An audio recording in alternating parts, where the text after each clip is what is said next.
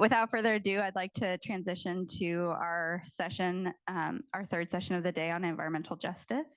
We have a great moderator from Washington Ecology, who many of you know, Nee Irwin. And we have a lineup of some really expert speakers that are passionate about the work they do and experienced in that. We will work to make sure that you guys have the time you need for your panel, Nee, and we can take we'll just take a few little minutes from breaks in the next panel to make sure you guys have what you do. Okay, thanks. While they're getting set up here, while you're, I thought everybody was going to walk up here. Sorry. Okay, I just wanted to say two things quickly. One, there were some other nominees that were nominated for the Legacy Awards. They are also spectacular, amazing people that, for one reason or another, didn't get an award this year. But to them, thank you for their service, which is awesome. And second, I got a note from Liz Galvez in Hawaii, who said she was remiss in not giving the Coast Guard more formal adieu and thank yous in her presentation, and asked me to share that with the group. So thank you to the Coast Guard from Hawaii.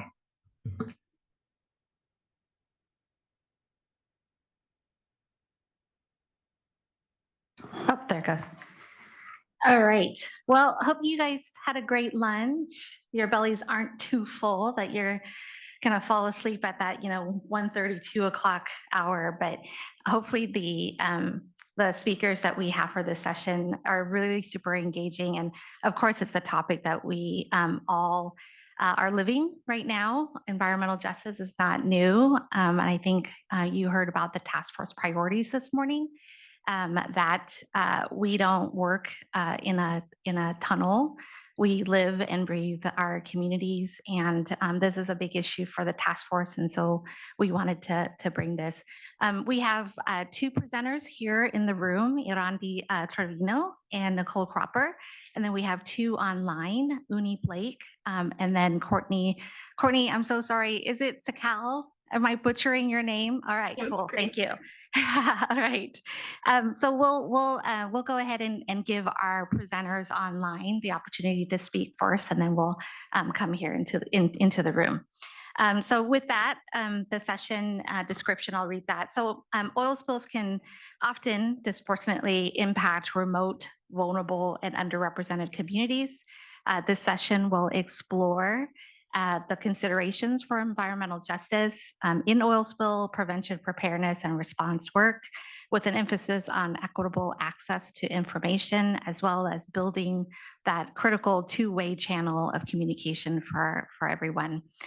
So first up, we're going to have Uni Blake present for us a little bit about Uni. For the past 25 years, Uni has been working to advance policy and regulatory solutions to address challenging environmental health and sustainability issues in the energy sector. She is a sustainability champion who promotes practical practices and strategies to improve the quality of life in affected communities. As the director of the Environmental Health and Community Engagement at the American Petroleum Institute, Uni manages API's environmental health, environmental justice, and community stakeholder engagement portfolios, working with legislators, regulators, health research communities, and communities on environmental and social performance initiatives and strategies. Uni holds a Master's of Science in Toxicology from the American University and is working on a doctorate in environmental and occupational health at Georgetown, Washington University. Over to you, Uni. Thanks. Thank you. I want to make sure everybody can hear me okay. Can everybody hear me? Anybody?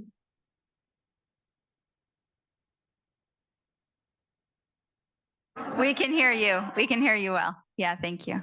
Okay, okay, thank you, because this is one of these things. Well, I'm really sorry that I couldn't be there in person. I had a commitment here at LSU. We're sitting here talking about environmental justice, actually more about energy justice, as it is a part of the energy transformation. So really interesting conversation. I'm hoping your weather is better out there than it is over here. It's a little bit overcast, and hope somebody can, grab some of that sunshine for me. So again, thank you for this opportunity.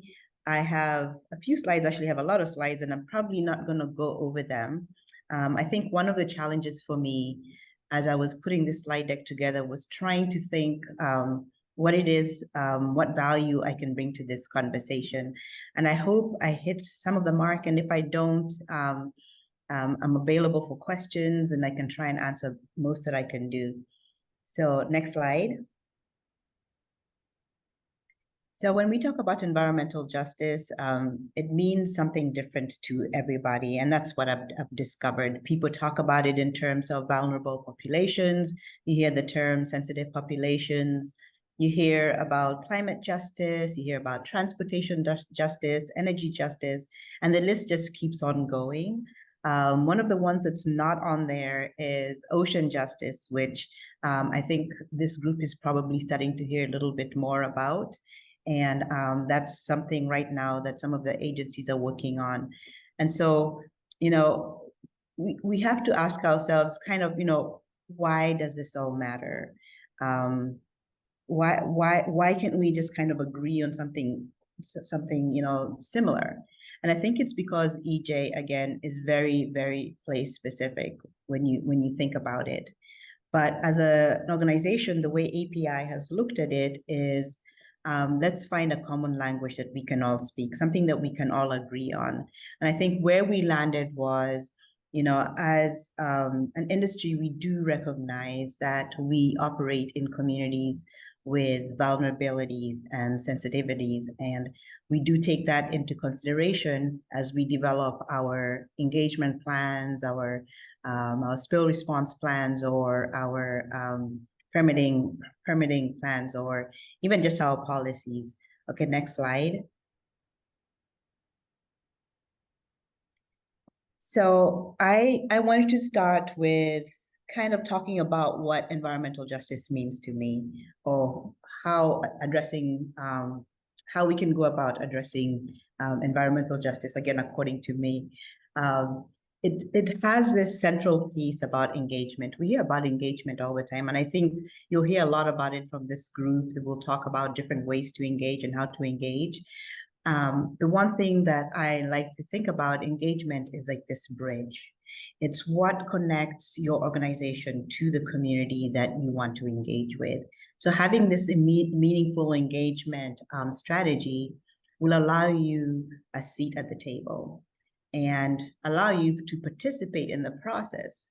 So the second piece, I think, is starting to pick up in people's interest, which is this idea of demonstrating fair treatment. Because environmental justice, or addressing environmental justice, has this engagement piece, but it also has this concept of fair treatment. And when I think about fair treatment, I think of it as what you bring to the table. I mean, what keeps you at the table? What is your staying power? What initiatives are you talking about? How are you working to improve a community's life or prepare them, you know, for an emergency response that would potentially happen? And I think this process, you can result with some kind of equitable outcome, because that ultimately is the goal, is to recognize that some communities are in a really tough place. And if we're functioning in those communities, or if we are impacting those communities anyway, I think it's important that we think about how we can improve those relationships with them. So the next slide. So then thinking about, you know, why does all this matter? Of course, we're aware of some of the regulatory drivers. So we're seeing environmental justice principles being integrated into a lot of regulatory frameworks. So complying with these laws and regulations, you know, is becoming more and more important. While environmental justice, you know, 2 years ago was probably just a concept. Now we're entering into this phase where the agencies are trying to think about ways of how to implement it or operationalize environmental justice. Some of the things that have happened at the federal level, the EPA's original Office of Environmental Justice was recently elevated up to the Office of Environmental Justice and External Civil Rights, which puts it at the same level as other EPA offices like the Office of Air, the Office of Water, which allows the EPA then to open up regional offices to have this broader outreach across the country. Another thing that comes up is obviously equity and fairness as another thing why we need to address it. Some communities where we operate in are already dealing with multiple stresses. And some of them might not just be environmental stresses like environmental burdens. They may be socioeconomic stresses, they could be health disparities, they could be all kinds of issues that ultimately amplify a burden, that an additional burden. So like if you had a spill in a community, while you have a well-prepared community could probably assimilate it a lot quicker than an EJ community. And the third final piece that I like to think about as in my top three is, the community empowerment piece. Marginalized communities or, communities that we're talking about here, EJ communities, have typically limited resources and lack some of the information, and they don't have the capacity to respond to emergencies like other communities might have. So if you're in an environmental justice community, you ensure that these populations are not disproportionately burdened or affected by some action. So I think my next few slides kind of talk at a really high level of some things that that we could consider as we navigate working environmental justice issues in some of these communities. So on to the next slide. So I'll just go through this really, really quickly because I saw some of my co-presenters have a lot of details on these slides as a part of their deck. So involving communities obviously is very, very important. At the conference here, one of the big conversations was, how do you involve a community that has so many other issues to think about? Talk about Aunt Betty who lives down at the corner. She's worried about her leaking roof. But at the same time, you want to have this other conversation with her about what it is that you're doing or what it is you're preparing the community for. It is a challenge, how do you then start talking about this? So one of the things that, in my opinion, that we need to consider is just the whole staying power, is just staying and being involved and, building the community trust and developing your collaborations to ensure that your plan reflects the unique needs that the community that you're engaged with. Next slide. Equitable resource allocation. I think it's something that we talk about a lot. So once you've engaged with the community, you want to make sure that you have the resources and the equipment in place and the personnel that they're strategically placed in terms of, building the local capacity, prioritizing areas, that with high concentration of sensitivities, thinking about cultural sites, what the community has told you their priorities are, and thinking about different ways that you could support in the event, you have an emergency situation. And then again, this goes to that staying power and ensuring that you have this fair and effective distribution of your resources. Next slide.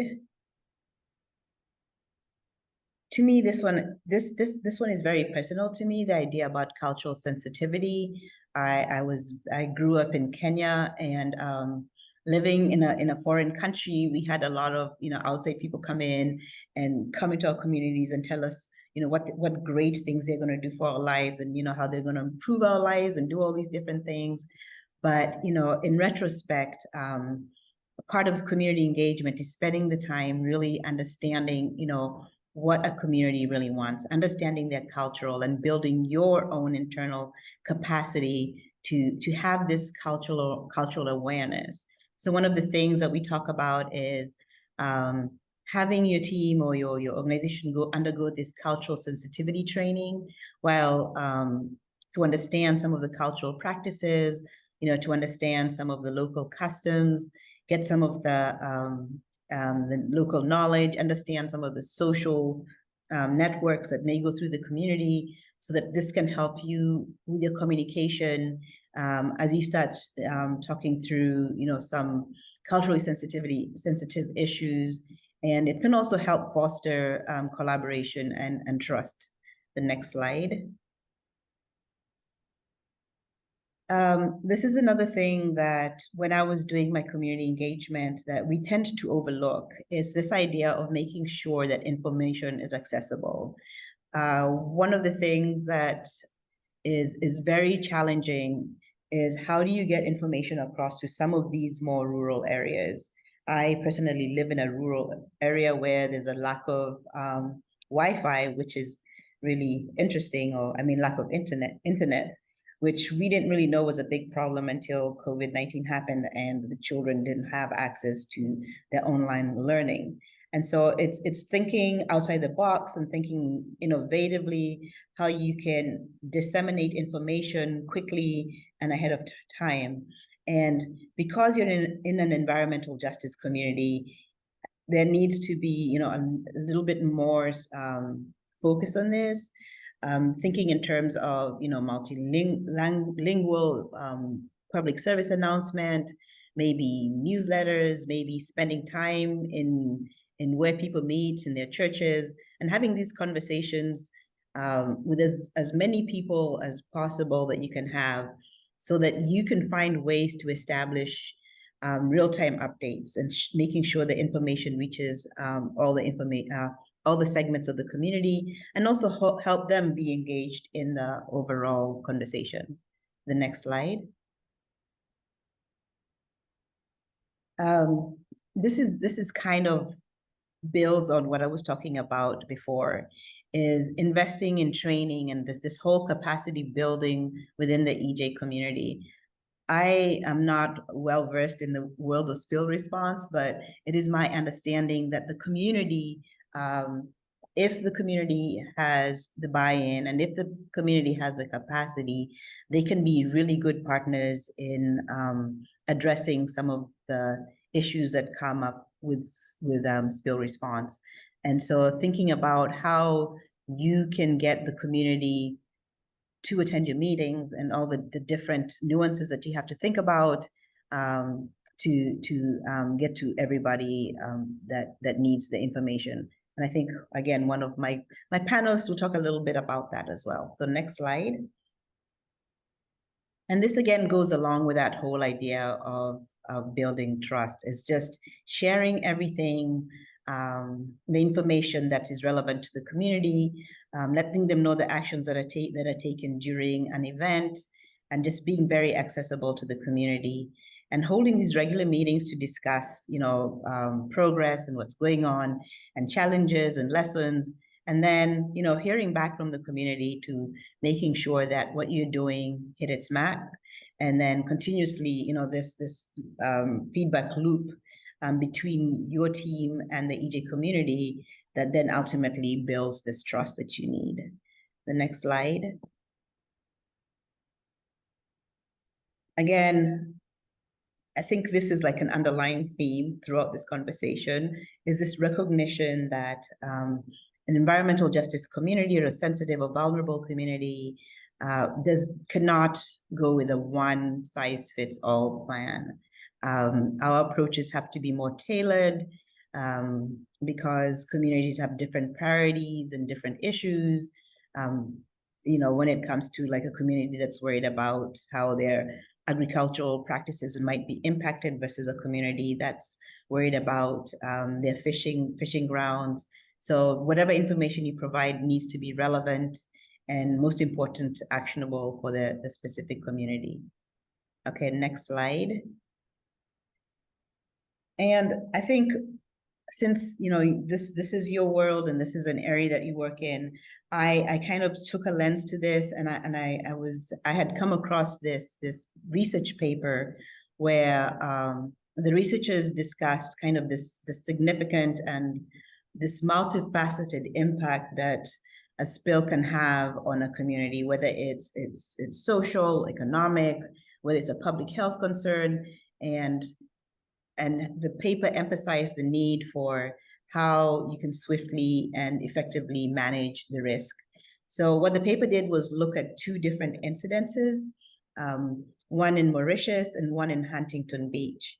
And both, I guess, could be not quite identical because obviously one was larger than the other, but Mauritius was limited with the experience that they had with the spills.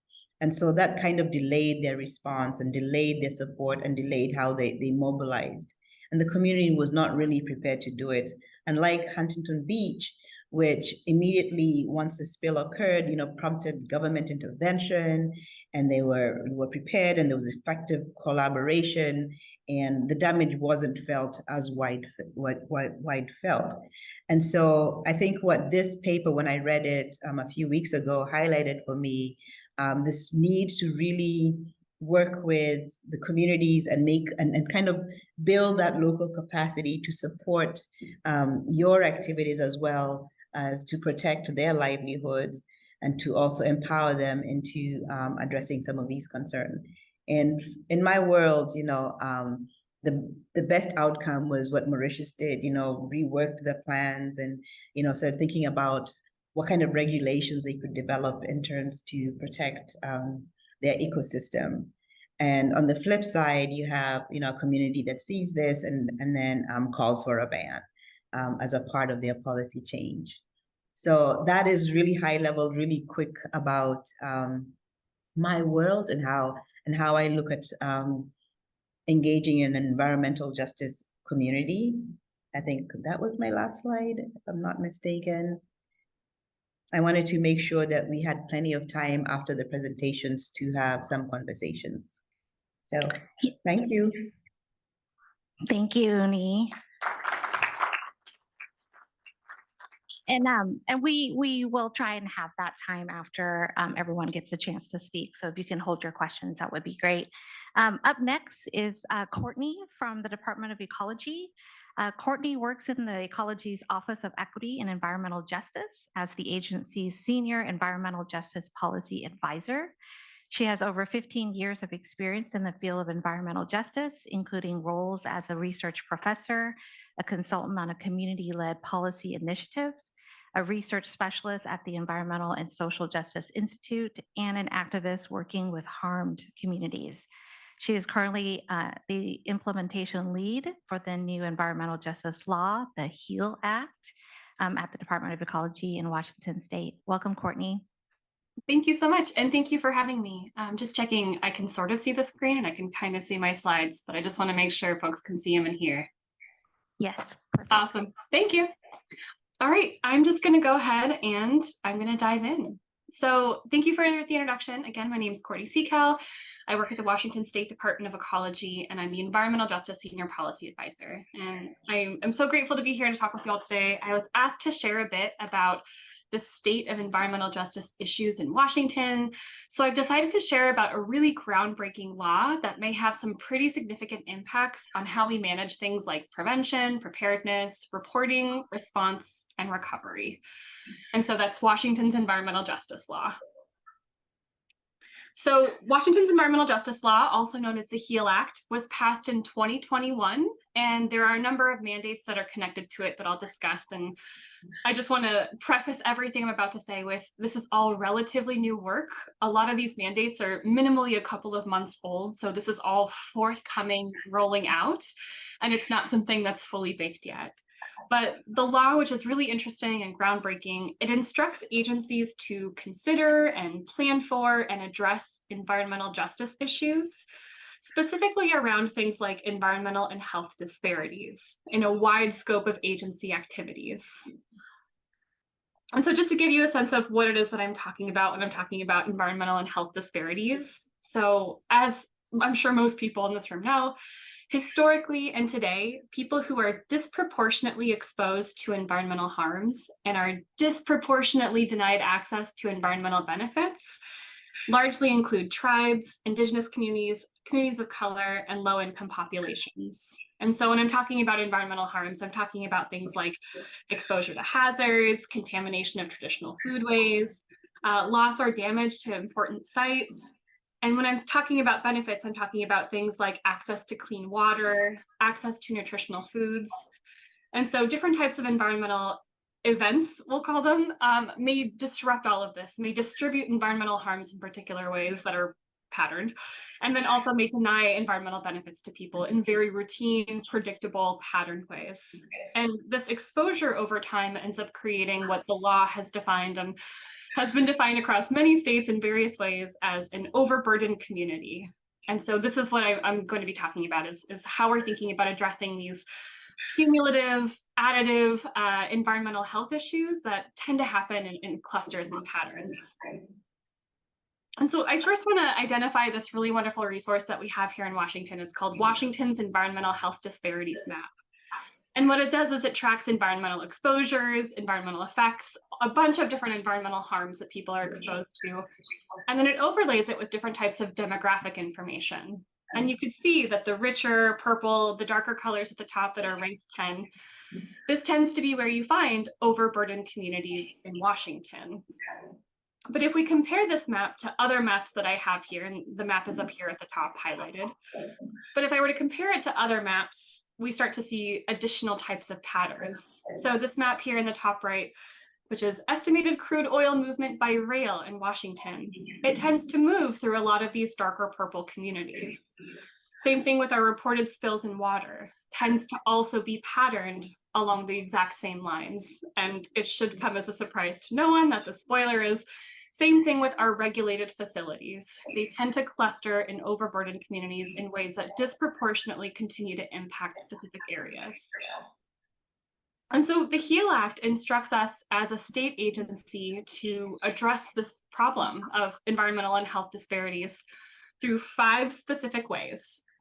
The first one is to adopt tribal consultation frameworks and also new updated community engagement plans. And the idea is that we're going to be meeting people where they want us to meet them and no longer with just sort of like routine public comment, maybe an announcement online that nobody sees, but really based on relationship developing over time. And this is going to be phased work that is not something that could be accomplished overnight.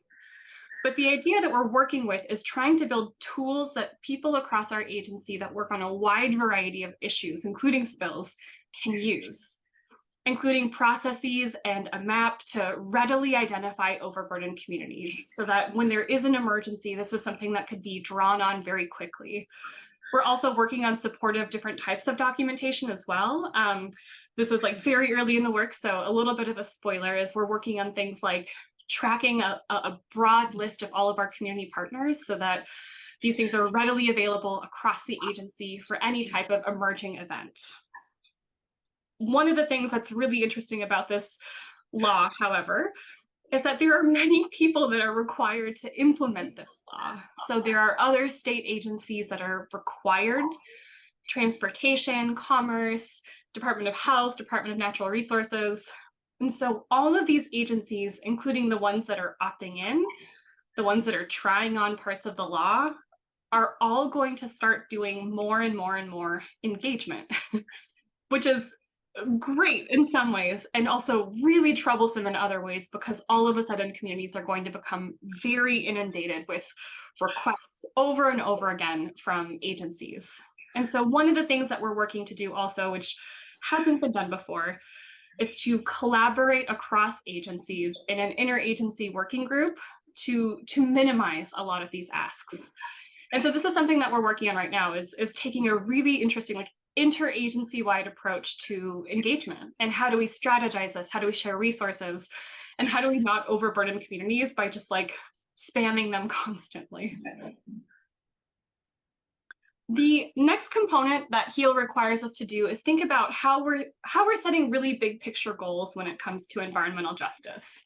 And so this might be something like improving those features that we saw on the map over time, but it requires us to think in a really big picture way and set goals that are, we'll call them moonshot goals, but moonshot goals is really something that my office is about, is how do we aim really, really high and then build the ladder that we need to get there.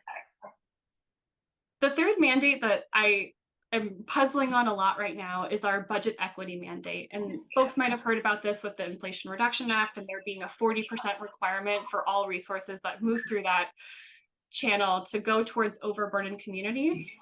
Our state law has the exact same requirement. So all of our agency resources that provide environmental benefits, so things like responses, cleanups, different types of support, different types of engagement activities, our grants, our loans, our contracts, theoretically, 40% of everything that we're doing should benefit overburdened communities specifically. And so this is something that we're working out right now. What are the broad list of expenditures that are going to be covered by this that aren't going to overcomplicate a puzzle? The next component that the law requires of us is to conduct environmental justice assessments. So we're required to think about, like, you know, we have this plan to do this thing moving forward, maybe a new grant program to help with preparedness, maybe a rulemaking to change regulations in some way. All of those activities, specifically rulemakings, new grant and loan programs, I call them the really big expensive projects. So big projects over $12 million. So it's a project, grant, or loan. And anytime the agency is proposing legislation, it all needs to be assessed for environmental justice impacts. And the idea is that we're doing our best to equitably distribute benefits to overburdened communities and equitably protect from harms at the same time. So it's like a double side of the same coin. And then finally, this piece that it might not sound super interesting, but I love it. We're required to develop metrics for all of this work. And I think that this is important because a lot of the time there's this fear that we're just wasting time, we're spinning our wheels, and that all of the stuff that we're doing isn't changing anything. And so the idea is that we're required to also prove that the things that we're doing are working, or minimally that we're assessing if they're working. And if they're not working, figure out how to sort of re-steer the ship in a different direction, if you will. And so these are all the really big requirements that are required in the law that are definitely going to impact how it is that we do work at the agency. So in sum, we're building new supportive tools that are going to help with things like engagement, help with things like outreach. We're working also on improving our reporting tool. We're working on a community partners tool, and we're working on things like our environmental justice assessments. We're also setting really large environmental justice and equity goals. And then we're conducting an internal audit to measure our progress. So the law is massive and sweeping, but I think that it's going to have some really interesting impacts in Washington. I've not seen too many laws that are a lot like ours. And so we're in a really unique position to try a lot of this stuff out, probably face plant a couple times, but ideally make some really big and important changes along the way. If anyone has any questions about the law or about environmental justice in Washington more generally, I just wanted to leave my email address up here, and the slides will be shared too, so feel free to contact me literally anytime if you have questions about anything. Thank you so much.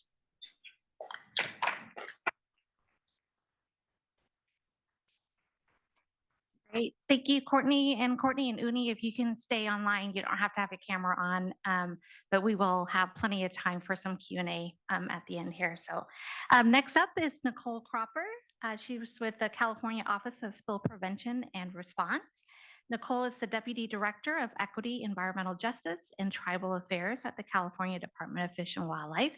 Previously, Nicole served as the Special Assistant to the Office of the Commission at the California Public Utilities Commission, leading the implementation of the Environmental and Social Justice Action Plan and DEI activities.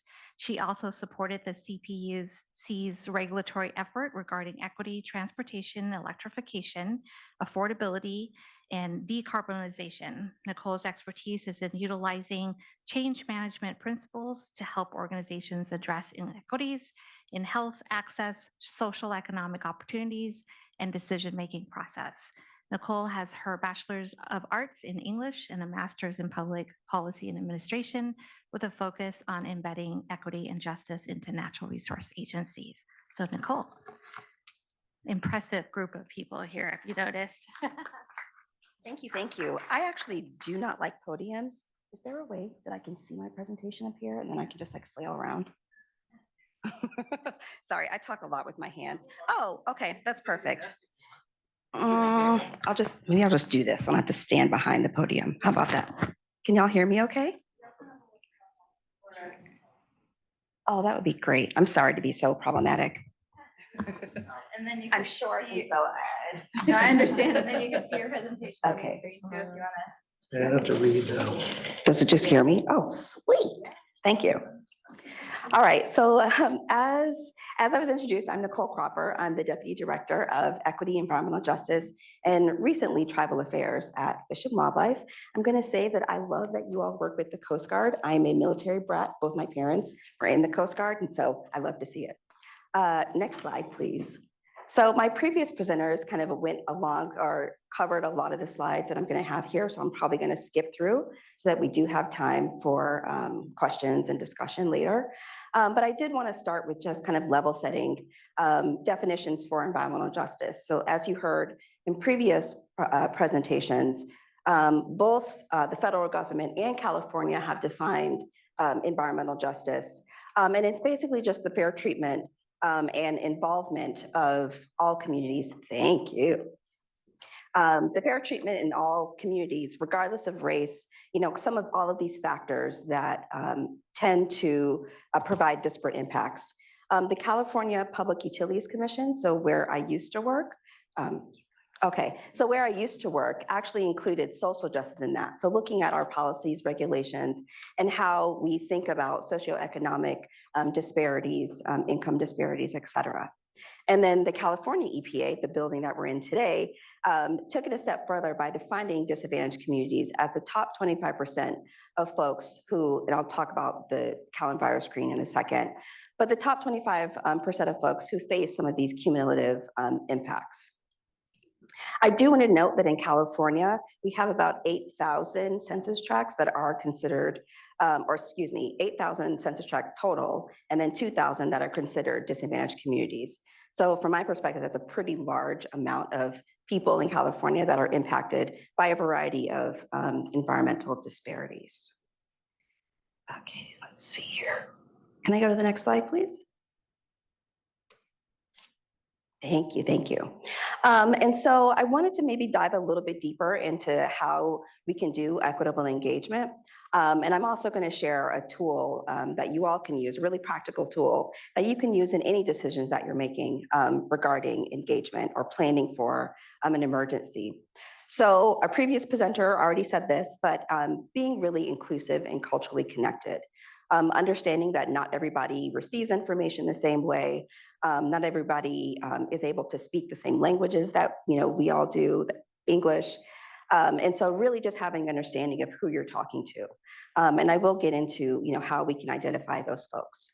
The second piece also goes into kind of being inclusive and just ensuring accessibility. So it's not just language accessibility, but also folks who may be hard of hearing. So people with disabilities, making sure that they are included in our engagement. And then lastly, just make our information really easy to understand, right? Like all of us are experts in our fields and we use all this technical terminology that literally nobody else understands. And so using language, symbols, even for example, like universally accepted symbols in our materials kind of helps bring people along and get the point across. Next slide, please. Wonderful. And so I want to make a distinction between information sharing and two-way communication. They both have their space depending on the circumstance, but information is just, I have something that I need you to know, and then sharing that. So it's one-way communication. It doesn't provide opportunities for feedback. Whereas two-way communication, so if you're looking to get feedback from a community, is really asking questions and then asking folks to provide information that's going to impact your decisions. It is more for long-term engagement. So not, in an emergency response, you got to deal with it right now. That's more information sharing, one-way communication. If you're looking for long-term engagement to deal with communities on how to recover from a spill, for example, or plant native plants to help with the recovery efforts, that's more two-way communication. Next slide, please. All right, so this is the tool that I actually love to share with everyone because it really can be tailored to the work that you're doing or to anyone. So whatever work that you're in, this tool can really be a good starting place for thinking about equity and environmental justice. So it's just a series of 6 questions that anyone can ask in whatever decision, and it helps you, one, provide a better or gather a better understanding of who may be impacted. And then second is to engage with the people that may also be impacted. The last one is, or excuse me, the fourth one is to consider the impacts. So using tools like the Washington tool, for example. In California, we have a tool called CalEnviroScreen. The federal government has a tool called EJ-Screen. So using all of these variety of tools to really dig down into, who are we talking to? What are the impacts that they may be facing? The 5th step is to kind of just sit down and really think about the risks that your decision or your response may have on these communities, understanding the universe of things that they're dealing with. And the last is to report outcomes. So I think you heard both speakers, and that's a kind of a trend here, is to be accountable and be transparent. I think of report outcomes as like sitting down with your team after an event happened, and then what worked? How did our communication work? How did the community, feel? Were they informed? And really kind of relying on our community partners to help inform that feedback and using that information, right, to plan differently to do better next time. Next slide, please. I'm definitely not going to go into this slide because there's so many words, but I know that the PowerPoints are being presented or being shared with participants. And so I wanted to really dig a little bit deeper into specific questions that you can ask for each of those assessment steps. Next slide, please. All right, so I did talk a little bit about indicators and tools. So again, this is really similar to the Washington tool, but California has developed a tool called CalEnviroScreen. It is an incredibly robust tool. I think that they're on their 4th version of it now that came out last year. So earlier I talked about Cal EPA defining disadvantaged communities at the top 25%. And so as you can see, I'm looking at the map on the right-hand side, a lot of communities that are in that kind of central California area. There's communities kind of along the southern coast, definitely inland communities that are all kind of they're the communities that are in like that red, orange color that are the most impacted by environmental impacts and health impacts. This tool has layers that you can add, again, similar to the Washington tool, where you can understand demographics, language, vulnerabilities, and whatnot. The federal tool is similar. I'm going to say it's not as robust as California's is, and I'm not saying that just because I'm a Californian, but this is a relatively new tool that they came out, and so I think that they're still building in data points. Next slide, please. All right, and so I'm actually not going to go into this slide too much because we did cover it a lot. But this is kind of building on that equity assessment. So looking at how can we think about during a response, who we talk to, how we talk to them, and then what feedback do we need from them? So really just understanding our audience, having staff that are specifically dedicated to outreach. I know that in OSPR, they have liaisons who that's their job. I think that's a really critical piece because they are the experts in a variety of ways to talk to communities. Really having awareness, and I think this is also an important piece, an awareness of how these communities may have been impacted by previous oil spills, if they have been, right? Because I think you can get a lot of information from these past experiences, what worked, what didn't work, and then build off of that. Always, always, always work directly with tribes. I think it's really important to build those relationships ahead of time. Tribal governments are busy kind of all the time, and it makes it easier to have an informed response when you've already developed those relationships. I'm going to skip the next 2 steps because they've already been covered, not because y'all are missing anything important. Can I go to the next slide, please? All right, these are a few other strategies. Using inclusive language. I think a lot of times, especially in the equity and environmental justice space, we throw out all of these words and don't really define what that means. And so inclusive language is using like gender neutral terms, for example, using terms like people with disabilities instead of disabled, right? And so thinking about not talking about people in a way of deficit, but just acknowledging that they may have a different way of being in the world. Accessible outreach materials. So again, that's both language access and for people with disabilities who may be hard of hearing or aren't able to see, providing different resources for them. I also like to talk about, because I don't know that a lot of people do, we all learn differently, right? Some people are really visual learners, some people love to read, some people like to, are experiential learners. And so using a variety of ways to engage with people so that they receive information, so that everyone has an opportunity to receive information. And then translation, we already kind of went over. I do like to kind of offer like at least the top 5%, offer that as a baseline for translating. So, looking at a specific area and understanding, the top 5%, what are the languages in the top 5%?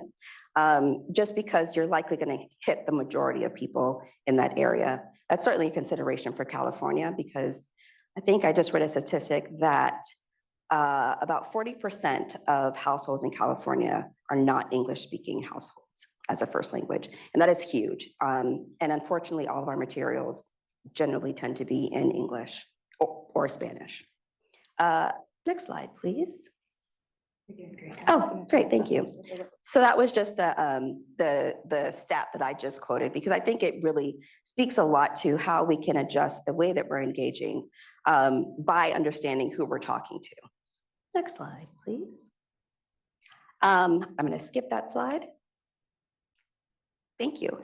And so I am done with my presentation, but I also, as I was kind of preparing for this presentation, came across the same case study. And so I just provided the link here in case anybody would like to read it over. It's a good comparative study of how, one community who wasn't prepared, did not have the same outreach, really struggled to get through a response. And then in Huntington Beach, it was a much more streamlined process. They did a lot of kind of pre-planning so that they were prepared to respond. And so it just provides, I think, a good insight on how we can all do better. So that's all I got. I look forward to questions. Thank you.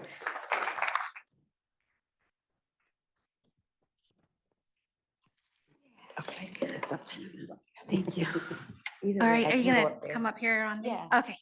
All righty. So our last, but definitely not least, after you hear this bio, Erandi, no problem, is a passionate environmental and equity and inclusion advocate with a legal background and years of experience working in public policy.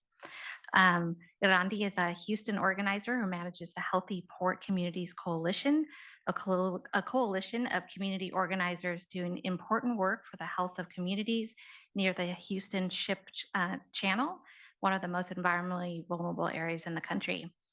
Before her current role, Erandi was the Texas organizer for Moms Clean Air Force and worked as a government relations policy assistant in Washington, D.C., where she worked on education policy, nutrition, and financial regulations. During her time in DC, Erandi served as the advocacy fellow for the Fulbright Association and volunteered for the Congressional Hispanic Caucus Institute. Earlier in her career, Erandi has assisted in the permanent representation of Mexico to the United Nations in New York. She has degrees in international relations and Latin American studies from the Seton Hall University and law degree from Fordham Law. Following graduation, she received a Fulbright grant to teach English in Belo Horizonte, Brazil. While in Brazil, Erandi became fluent in Portuguese and a novice Jitsu competitor. Good, yep, can't mess with her. She enjoys working in her garden, practicing yoga, and spending time with her family. She lives in Houston, Texas, and is working to become a social entrepreneur. So happy to have you here. Thank you. Thank you so much. Hi, everyone. I'm going to put this to the side.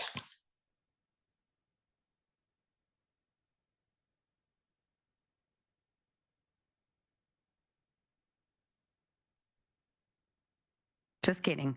Okay, I like to give examples of like real life examples and make these issues tangible versus just saying some people have less than others, right? So first I'm going to give y'all a little bit of background of me and my personal situation. In Houston, as was mentioned, I do work with, oh yeah, that's right, I don't control this. I do work with some of the most vulnerable, environmentally vulnerable communities in the entire country. The neighborhood that I live in is top 5% most vulnerable in the entire country. And one of the communities that we work with, Pleasantville, is 0.1% most vulnerable in the entire country. And so when we're talking about issues that affect all of us, it's just like, imagine that times 10, times 100, just people are struggling. Anyway, next slide. So nearly 36% of Americans, a third of us, still live in places with unhealthy levels of ozone or particle pollution. So when we're thinking about extreme heat, as we were seeing all over the summer, triple digit temperatures, in Houston, it lasted 3 months. 3 months of triple digits. And usually, even though we have hot weather in Houston growing up, you still have 80-degree days, 75, 90. You go up and down all the time, but no, this summer was hot. It was just really, really hot. And anytime you get above 90 degrees, it's unhealthy for our bodies. So you have outdoor workers who are out there all day risking their lives, really, because actually there was a man a year ago who died because his boss thought he was on drugs because he was acting odd. He was losing his balance, slurring his words. And so instead of saying, hey, are you okay? Let's get you something, he kind of reprimanded him, didn't say, hey, rest up, get some water, and he died. And so these are the things that we're really putting ourselves at risk to. And that's a third of us, not just my community.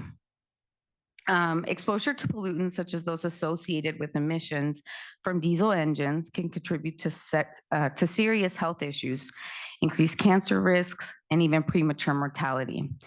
So I live next to an 18-wheeler parking lot.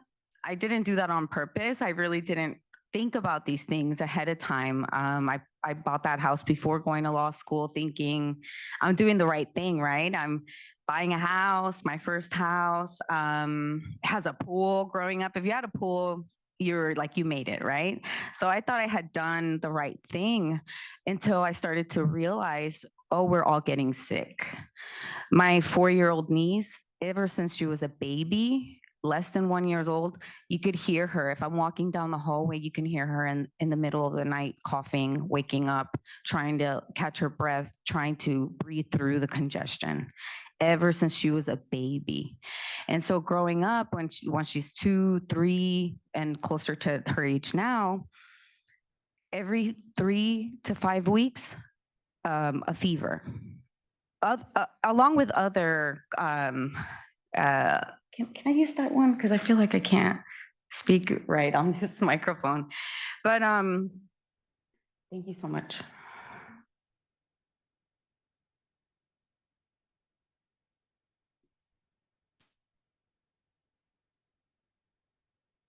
Okay, do y'all hear me? Okay, I think this is a lot better. Okay, so yeah, every 3 to 5 weeks, something was wrong, right? I could see the way she was reacting to how she was feeling. Sometimes you could sense the desperation in her, this bright child who has so much energy, who's bouncing around all the time when she's healthy, is suddenly like trying to just deal with feeling in a terrible way, right? Everybody hates to feel sick. Well, imagine having to do that every 3 to 5 weeks, or every week, or every other week, right? So that's the type of thing that I have to live with because of the conditions that I have. I have chronic health problems, chronic inflammation, fibromyalgia, potentially asthma. I haven't gotten checked because I have to go to so many different specialists. And so you start to see how it starts to snowball, where, oh, now I got to see 5 or 6 different specialists. I'm taking 8 different pills a day plus supplements. And I'm 32, not to like tell everybody what age I am, but that wasn't a normal thing, right? Growing up where, oh, you're 32, why are you struggling with extreme fatigue or chronic inflammation? But when you're being constantly poisoned, which is truly the conditions that we're living under, because we're breathing diesel, we're breathing benzene, we're breathing a lot of other different chemicals that were really brewing down the street from me, 5 miles away in the ship channel. It makes sense. It makes sense that if you're being poisoned, that your body is going to react negatively. Oh, next slide. Thank you. So people of color are 64% more likely to breathe dirty air.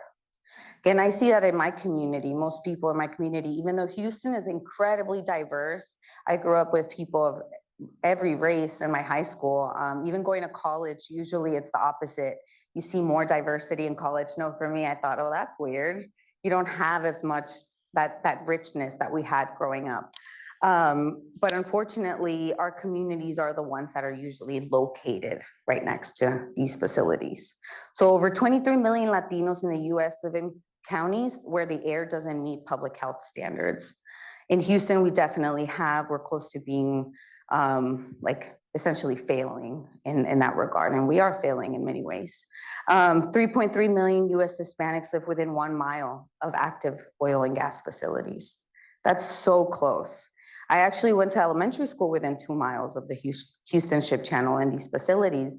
And then now I think back, yeah, I had stomach aches all the time, headaches all the time. When you start to connect those dots, it just makes no sense, right? It's like, why are we okay with this, right? When it's not just one person living it. My story is not unique.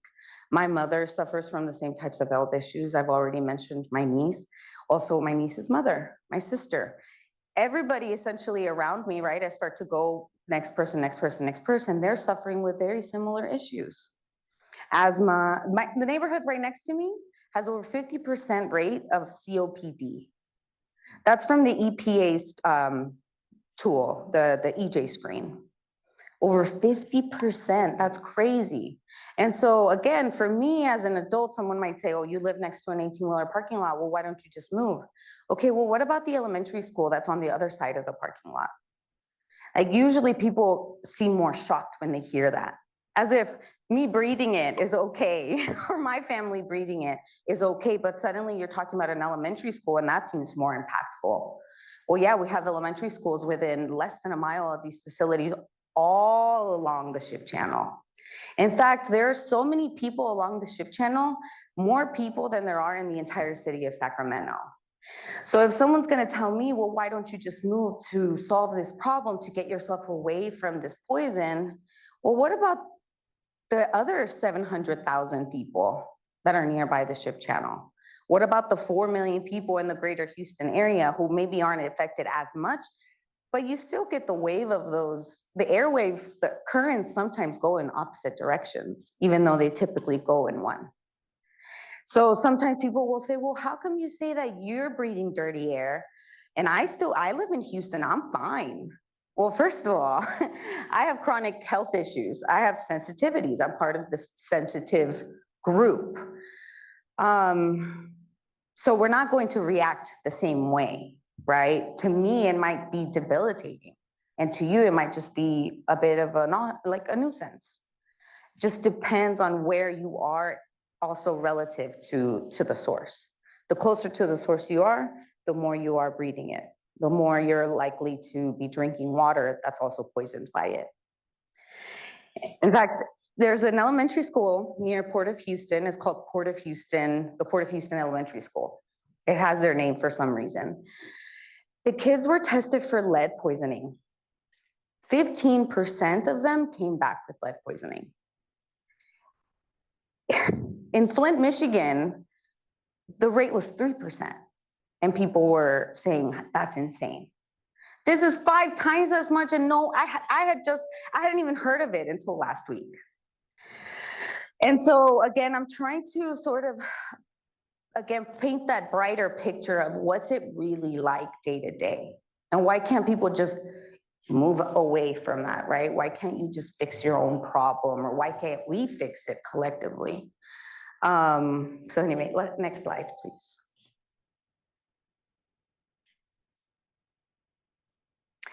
Next slide. I kind of already have been talking about life near the channel. So as I was mentioning, people near the channel are exposed to more concentrated levels of pollutants. It's not just in the air, it's in the water. And then it's also in the food, of course, like everywhere, everyone else in the country is exposed to. It can also impact light and noise. So these are all these different stressors that are hitting the same communities, because nothing exists in a vacuum, right? So it's not just, okay, so you have health problems. No, it's you have health problems, now you have triggers for them. And now you have socioeconomic, issues that are along with it, because the income levels around us are not very high. Oftentimes they're 45,000, 50,000 per household. That's really, really low, especially compared to the higher income places in the city. Not only that, it's the fact that for decades, these communities have not been helped. They have not been served. They've been owning property, they've been owning businesses, have been paying taxes, but the roads haven't been fixed, the parks haven't been fixed, trees haven't been planted. And so you compare it to the other side of town where all of these resources were pooled. There's actually a phenomenon called the Houston Arrow. You map out where all of the different government resources have gone in the last 40 years, and it forms an arrow. Everything around the arrow has been untouched. It looks exactly the same as it decades ago. So you're working with less resources, more stressors, and that just keeps adding on and on and on. Next slide, please.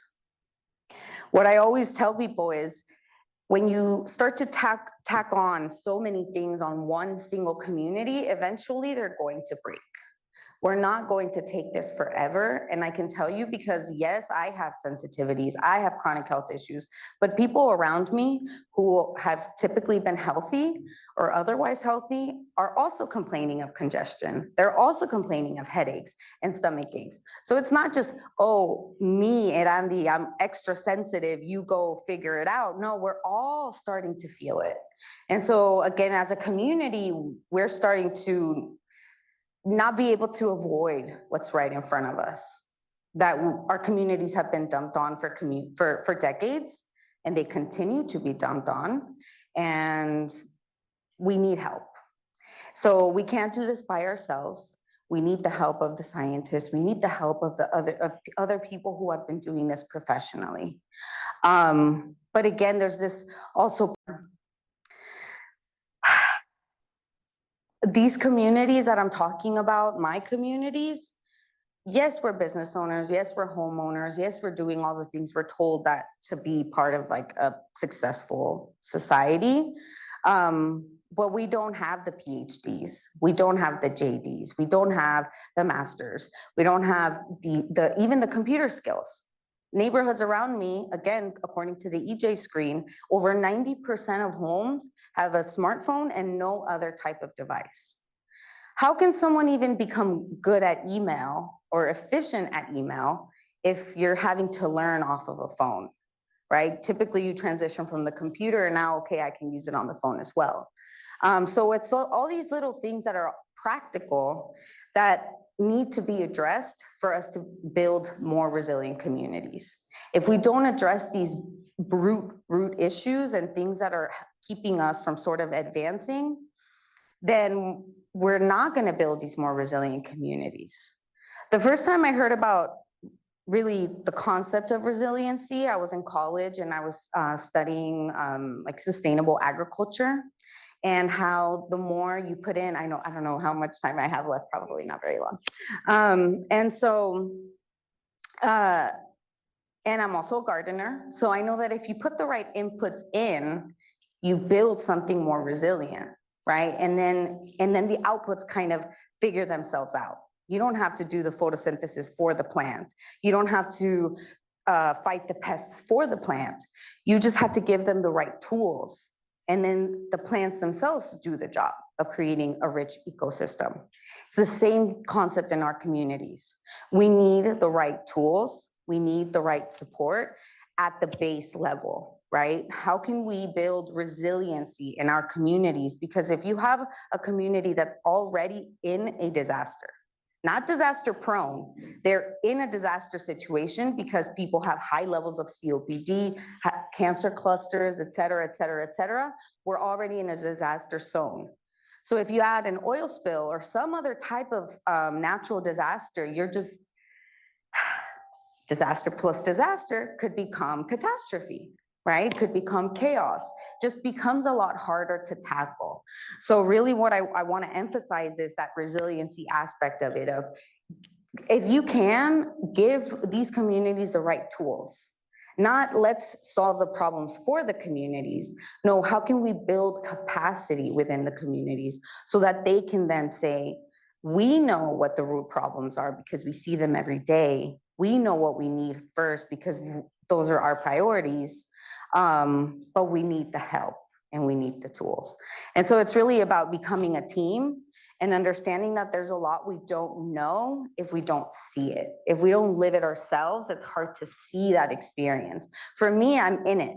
I can't say, oh, I'm so empathetic and I just see the problems. No, I'm living them, so I understand them. And so I think there's an important place where we have to just acknowledge that. We don't know everything. We are doing things wrong. I mean, ultimately, if we're doing things and we're not getting the right results, that means that there's something in that equation that we need to fix. And part of that is ourselves in some way. And so it's about kind of not being too defensive of someone saying, oh no, you're doing that wrong, right? And being able to adjust as we go along. That's it, pretty much. I know I have more slides, but it's okay. Thank you.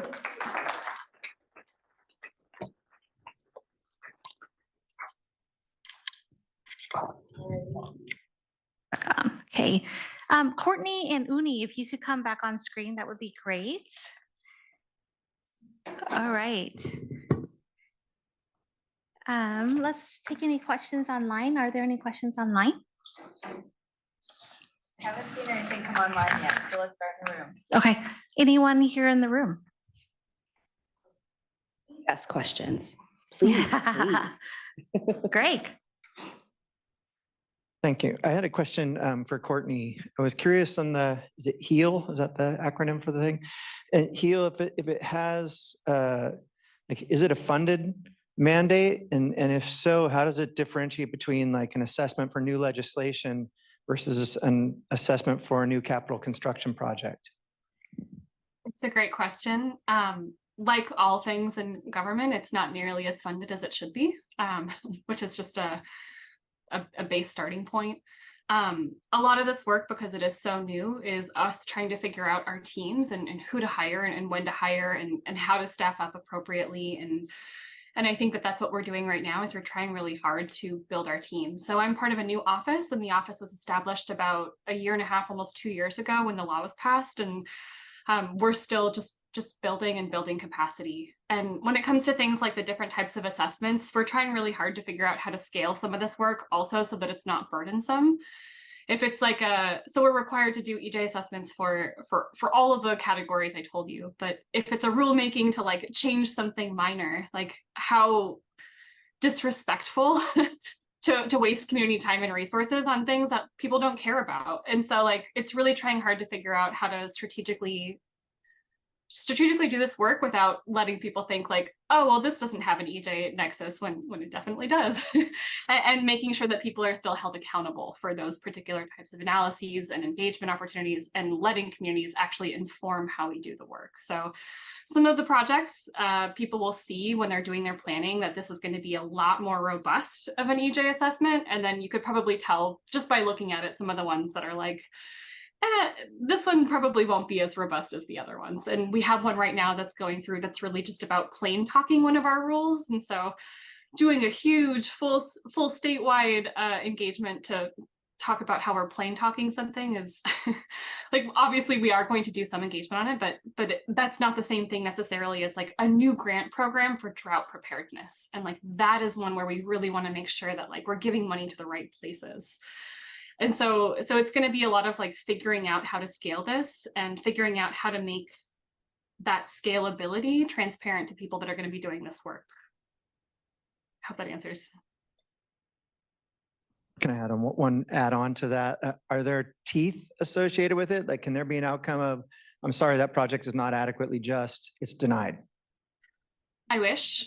Right now there's not. And this is something that makes the Washington law different than like the New Jersey law. And so New Jersey is doing this really awesome work thinking about how you can't actually add additional problems, environmental problems as they define it, to already overburdened communities. But for us, it's to inform our decision making. And so ideally our teams will, and we're accountable to explain all of the reasoning and rationale why we're going to be doing something. And so minimally there's transparency, there's the option to appeal, but it's not necessarily that communities can say no. And the idea is that we're trying really hard to incorporate EJ assessments early enough in our process that we're not like, the metaphor we use a lot is the cake isn't already baked and then we're like, change the cake.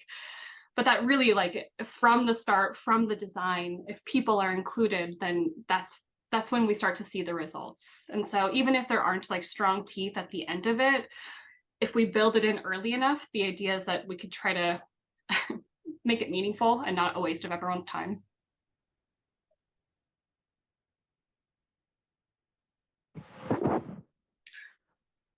My question is for Courtney. I don't know if you can see me, Courtney, or not. Antonio Machado with the Western States Petroleum Association.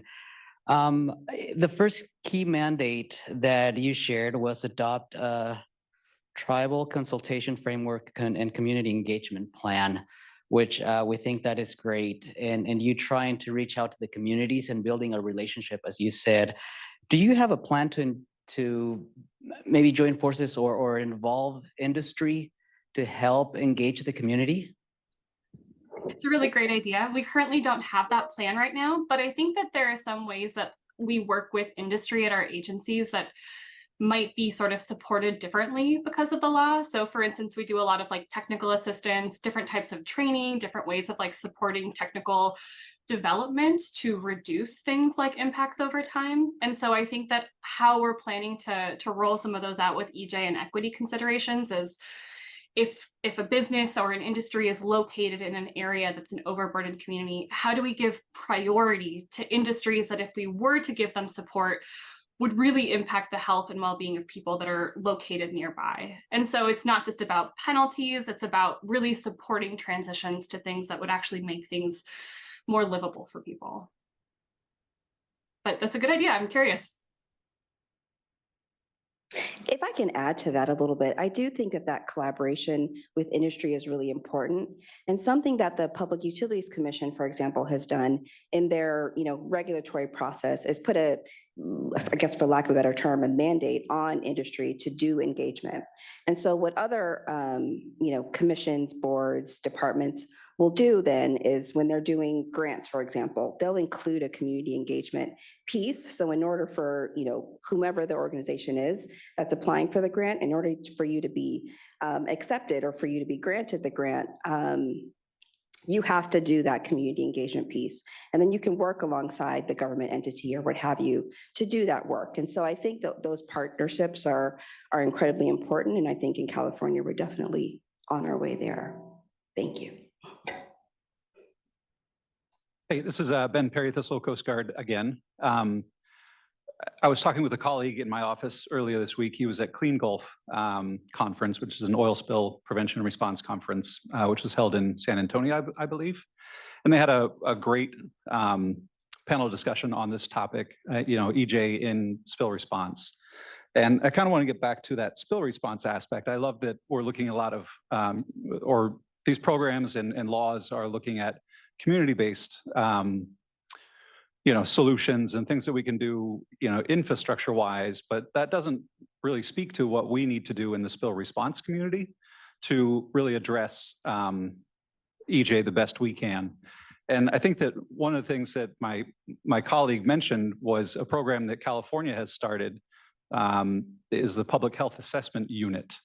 And I mentioned that because it's coming into our ICS, our Incident Command System language. And I don't think we're going to have any sort of real impact on making this happen until it becomes part of the Coast Guard IMH, right? Our Incident Management Handbook. Sorry, that's the response manual that most people use. A lot of companies have their own response manuals based off that Incident Management Handbook. But identifying something within the ICS structure that can truly, focus on these EJ concerns during a response would be hugely beneficial. And obviously we have some of that in place already with Public Health Assessment Unit here in California. That's something that we're still trying to get up and running. It's worked at the Huntington Beach pipeline. It's worked in drills and exercises. We've got a work group that is putting a lot of effort into into improving that new unit, if you will. I guess kind of lost track of my point, but I guess my point is where can we fit that into the response structure? How can we fit that into the response structure? Putting between the liaison officer, which we mentioned earlier, is a lot of public outreach, and some of that two-way communication is what the liaison officer does. Where can that go in response, and how can we translate some of this into our day-to-day response operational brains? And that's not to anyone specific, sorry. I'll take that one, I guess.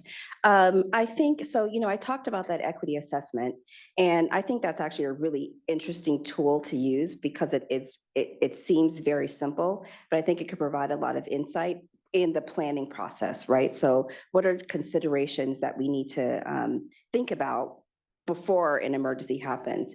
And then you can also use that tool during an emergency, right? So, who are we talking to? What are potential impacts? How do we engage with them?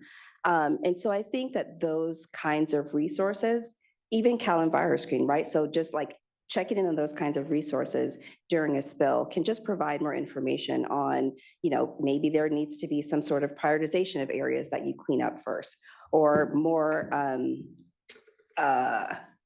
engagement in regards to like health impacts of oil spills when you're reaching out to communities, having those targeted conversations. I think it's really important. I know that we haven't really talked about in the oil spill like response space, in our presentations, but I do think having an understanding of where people are coming from prior, during an oil spill can help in responding to that based off of their needs. I was just going to add quickly that, yes, definitely with the outreach as soon as possible, as early in the process as possible. So if you're just starting out the structure or you're wanting to, update it, I think it's important to get some maybe community leaders, community organizers, who have a really good, finger on the pulse.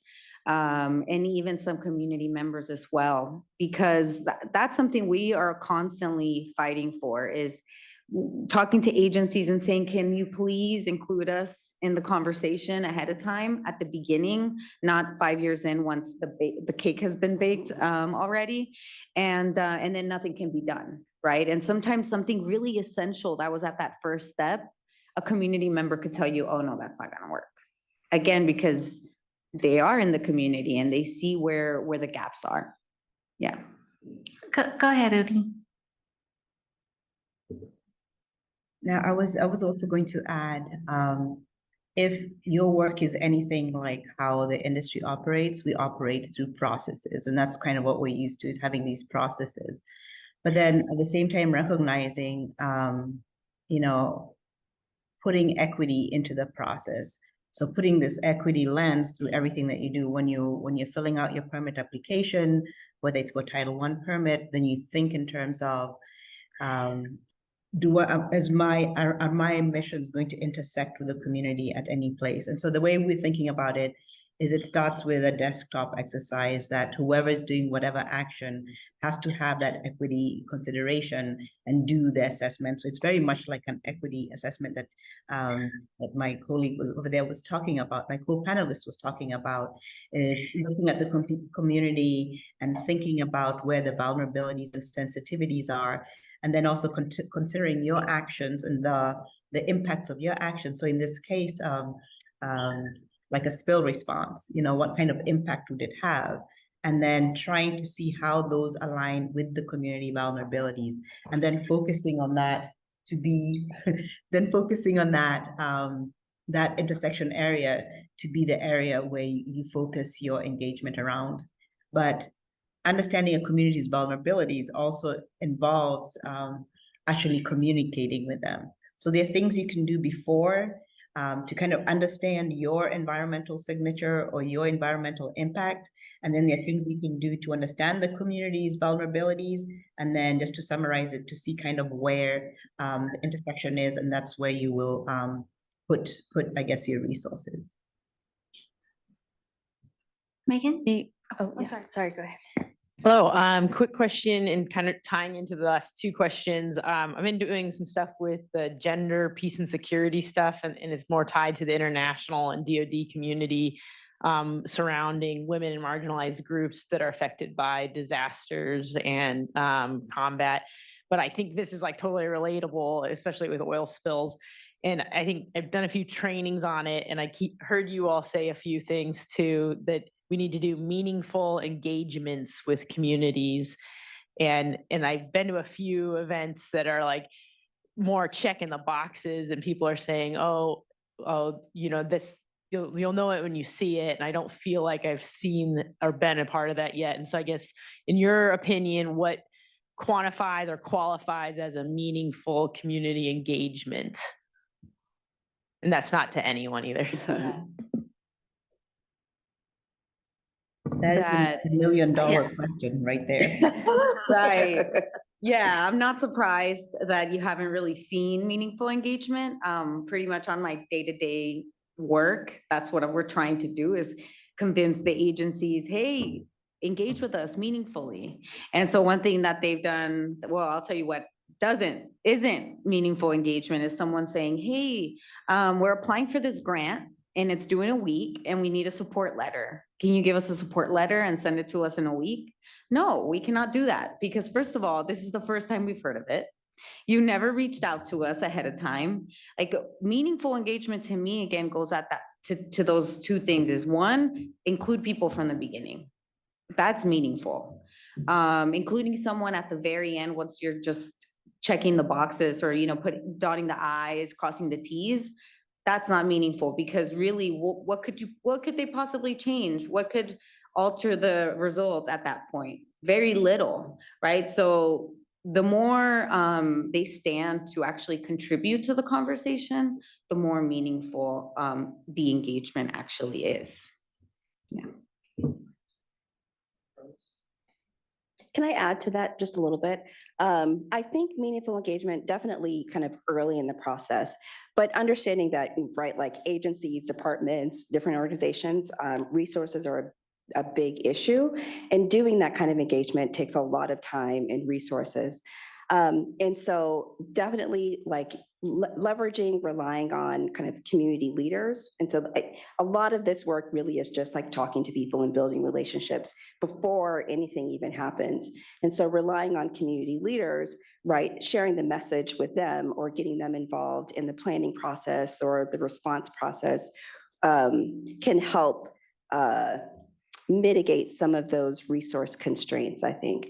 And so that's all I wanted to add to what she just said about meaningful engagement. And my 2 cents is, for me, meaningful engagement is what I tell, you know, when I talk to my colleagues, is demonstrating that you have made, you know, an effort to kind of address some of the considerations that are included in engagement. Yeah, did you do the assessments? Did you make sure, if you recognize the community had limitations with language, did you do what you needed to do? And making sure that you capture that, and so that when you do approach the agency, you do have a record of what you've done. Just to kind of do a quick plug for API is in the process of developing a recommended practice on pipeline engagement. It's RP 1185. API standards are typically not developed only by industry, but also regulators are a part of the process, as well as community members. And this recommended practice focuses on pipeline, I think on pipeline engagement. So it covers a lot of different topics, and if you need to get an idea of the way this group of people thought about engagement. It can be a very useful document to review. It won't be available until, I believe, early next year at some point. Can I maybe really quickly, because I want to, part of these discussions is to get to your point, it can be nebulous, right? Like, what does meaningful engagement actually look like? And so if I'm planning a meeting, for example, I come up with a really, draft agenda, and then I go to my community partners and like, hey, what does this agenda look like? Do you even want to talk about this issue? Who should we invite? How could this impact, other things that are maybe going on with those communities, and using the input from them to come up with the type of, outreach, whatever that looks like, presentations that you're going to do. So really having them be in charge of whatever meeting outreach you're doing, and, getting to what Uni said in her presentation, that's empowerment. And that's a way, right? Because they have helped develop the program, the agenda, and they have been involved in the process the entire way. That means kind of going back to them often to provide input as the agenda is being developed, as you're thinking about venues. I mean, all those like little details that we think about, having communities be involved in each step of that decision-making process. I think that's where you get to real community engagement and meaningful engagement. And again, I want to acknowledge that it's hard. It takes a lot of money and a lot of resources, but I don't think that should prevent us from doing it, right? So sorry, thank you. You can ask your question. I was going to Go jump ahead, in just Courtney. one last thing. Thank Go you. ahead, Courtney. Just a few things that I think are really important to think of, especially for people that are like struggling with engagement. And so I saw something in the chat that I'm hoping that I could kind of respond to a bit. Some ways to like really get people to show up and to build honest, reliable, trustworthy relationships is being transparent about what you can do and what you can't do. And I've seen a lot of the times that relationships are harmed when we're promising the moon and can't deliver. And so I think being really clear that like, I have these 4 levers in front of me that I could pull. What's the order that you want to pull them? Like being really clear about the limits of our resources, our authority, our whatever regulations exist, and trying really hard to show people like, this is how this works from my end. Where do you think we should go from here? And identifying places where there's discretion.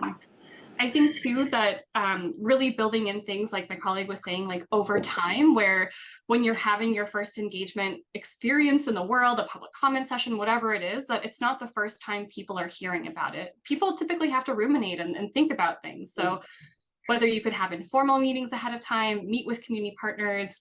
I recommend, especially to our community engagement staff, reaching out to religious organizations, schools, school boards. Like there's a million creative ways of finding people to connect to that aren't just like the organization for XYZ. And there's so many ways to reach people that aren't necessarily those like direct Googleable terms. And so I think a lot of this work requires creativity, transparency, and being accountable when you're like, I know that I can't do this. So what can we do instead?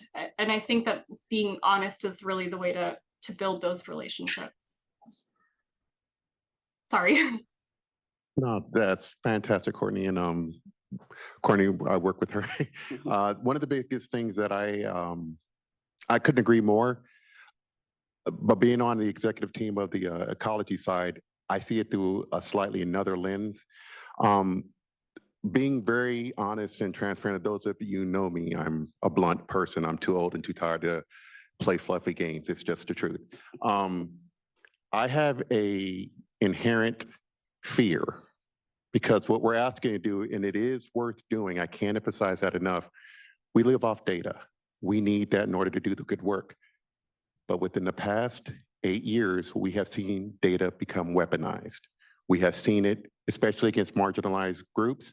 One of the biggest problems we have is that when we give that data freely, thinking it's to help, which it does, we've had individuals come in, take it, and they've targeted it at specific individuals that they want to eradicate. There's no other way to put it. It's exactly what they're doing. Insert whatever name or LGBTQ, transgender, Black. I mean, it is happening. We see it in real time. My question and my concern has always been that fine line, because the groups that we're reaching out to, the groups we're saying we need your help, they're hesitant.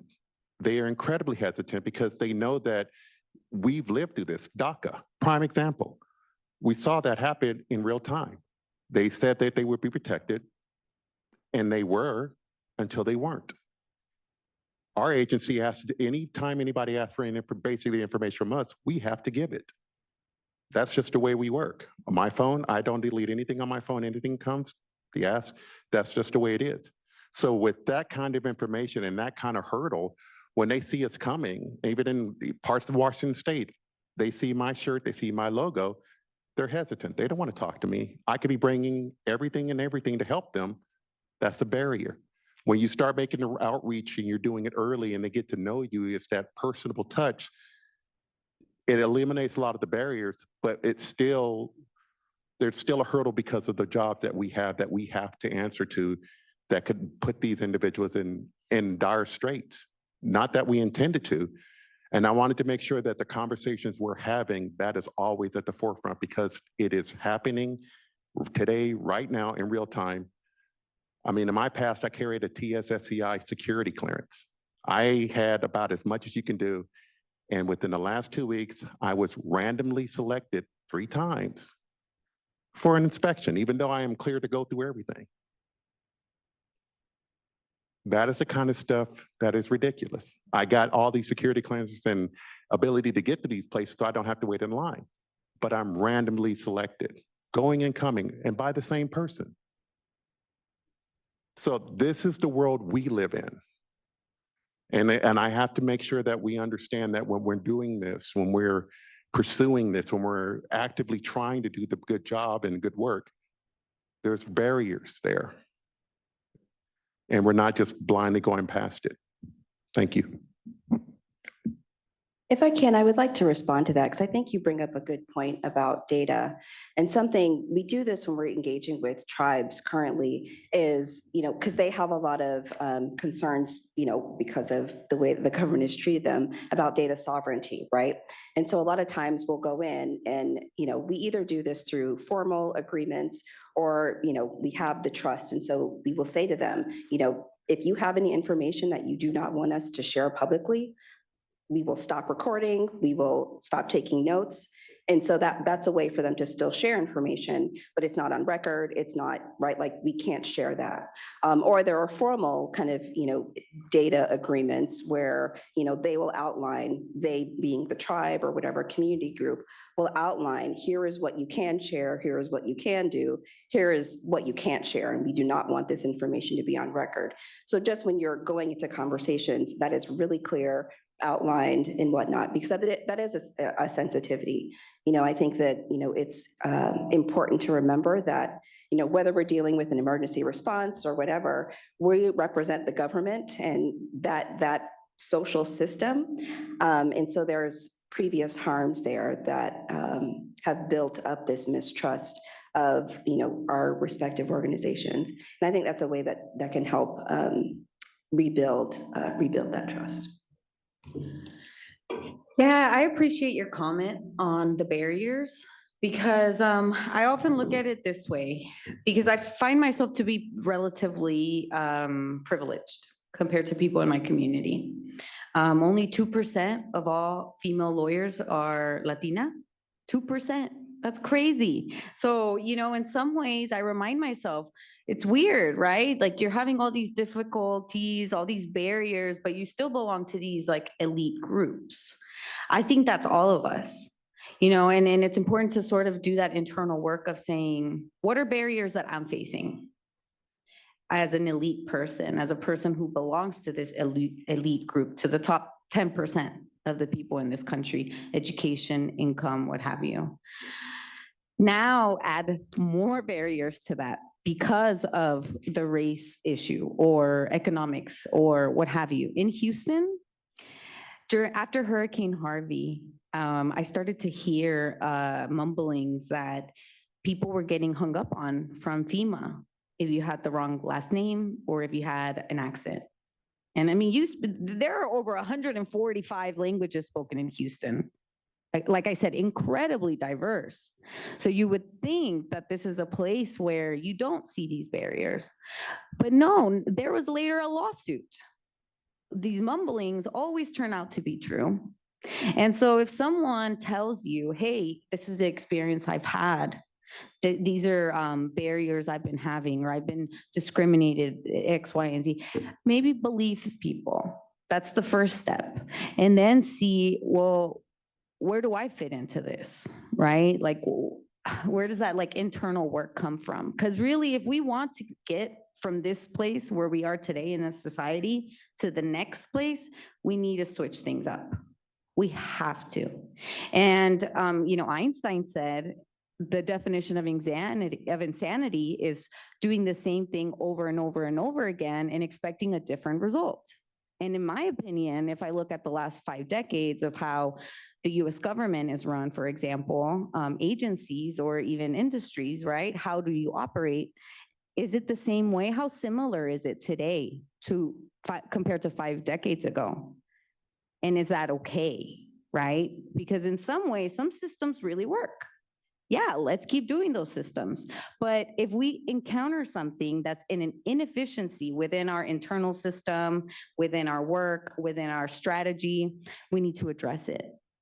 Because if we don't address it, we're just going to keep hitting the same barriers. Thanks, everyone. I think we have one more question from the room, and then we'll take a break. Okay, John Tarpley with NOAA, and I'm kind of an operational guy, and I was in the session last week down in Clean Gulf in San Antonio, and it got my brains going, and this is added to that stimulation. So, we've got a program here that's 30, 40 years old, kind of, structure. We're kind of stuck in our ways on a lot of this. And so my basic question is, how do we start, right? How do you get it into it? What are those simple questions? But then the other thing I think I would suggest is, have any of you ever been to an oil spill exercise? I think it would be really cool if you came into our oil spill exercise, or to an area committee meeting, or to a geographic response strategy session, or an RT meeting, and then look at it and say, well, you could easily do something here. So open invitation, go, and then see what we do. So then you can tell us where's the low hanging fruit, right? To at least get us started. The other thing I would say is, from a manager's point of view, where the rubber really hits the road is during response. And I think it's the crisis management communications that I don't know, if I have limited resources, that might be the place I want to start, is what am I going to do during response to make it better, right? To address those communities. And because we don't know where the next spill is going to happen. So I might be working here in San Francisco, but the next one's down in San Diego. That doesn't help me with the communities I have here necessarily. So I'm, it's a tough nut to crack. I think you all make great points, and we definitely need to take steps in it. I think we just need help understanding where to go. So I think, 2 points I would like to make, and I guess I'll start with your emergency response point, is yes to everything you said. And I think that's why a lot of our focus on, from my fellow panelists, was on that outreach piece, because that is the most critical, from my perspective anyways, the most critical piece is, how are we getting information to people about, not only the environmental impacts, but the health impacts, that could be exacerbating other health impacts that they currently could be facing. And so, yes, also thank you for the open invitation. I'm definitely going to take you up on that. And then lastly, I wanted to actually challenge you all, because a lot of us in this space, right, we're not experts in the work that you all do, but we're often asked to provide solutions for, spaces that we don't really know. And so I always like to challenge folks in that space is, look at a past spill, right? Do a case study, and really sit down, what could we have done better in the planning process? Use something similar to that equity assessment, and use that in the planning process, in the response process, even in the, kind of cleanup post spill response, and think about what you could have done better, and then take that into when you're doing your task force meetings, or when you're having kind of training, walking through what that would look like, using that information that you learned from doing your own homework and your own case studies, so that you can do better next time. So I do like to kind of put the pressure back on y'all, because there are a lot of tools and information out there, right? There are a lot of opportunities to learn. But I also think that it's important for each of us to also kind of do the work using those tools ourselves. Yeah, thank you. I think to address, Ben and John, your point, as a communicator, liaison officer, and work in the JIC during a response, I've been at that receiving end of trying to figure out who are these impacted communities, how do I communicate with them? We lose a lot of time, but mostly the one piece that I feel like resonates with all of us is about trust. So I'm a child of an immigrant. When we came here from Vietnam, I remember clearly when I was 7 years old, my mom freaked out because somebody came knocking on the door, and it was just a utilities person telling them that they were going to check on a water meter. But in Vietnam, the last time somebody knocked on our door was someone with a gun who was going to take us out of our home. So that really upset her, and she ran, to the bedroom and asked us to go and talk to this individual. So there's a lot of mistrust that happens in communities of where we come from. And as a liaison officer and as someone who promotes this work in my own agency, in training our liaison teams and working in the JIC, we want to have that trust before that bad day, because we don't want to show up with all great meaning and wanting to help and whatnot, and come across someone who is afraid of us and then can't take the information, won't trust the information. So I think that's why it was really important that we hear from people who are not in this work, because that's the perspective that they're bringing is from that community, and that we do have to do that work ahead of time. So we're focused, at least in California with your liaison program, and we're trying to build that in Washington, is to be out there before the incident happens, to build that trust, to make those call out sheets, and to have those trusted community leaders that when the bad day comes, we have someone to call, they remember who we are, and they can say, okay, So I think that's what was really important here. And I really appreciate all of your expertise and your perspective and the life that you bring to the discussion. So thank you very much. So let's give good hands to our— Oh, wait, can I make a quick plug really quick? California's OSPR. So, under Julie's leadership, they have a working group that's grappling with exactly these issues. And so I actually encourage you to engage with Julie and her team, because they're thinking about, how do we do this? How do we think about engagement or equity, environmental justice in planning, in a response? I actually just talked to them yesterday on how to implement that. And so please do use Julie and her team as a resource. Thank you.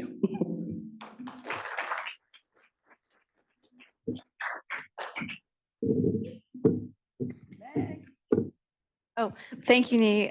Great session, and thank you to all the presenters and panelists. Okay, so let's take 10 minutes. We'll come back at 3:30. The clock says 4:30, but and we'll have about an hour for the final session of the day.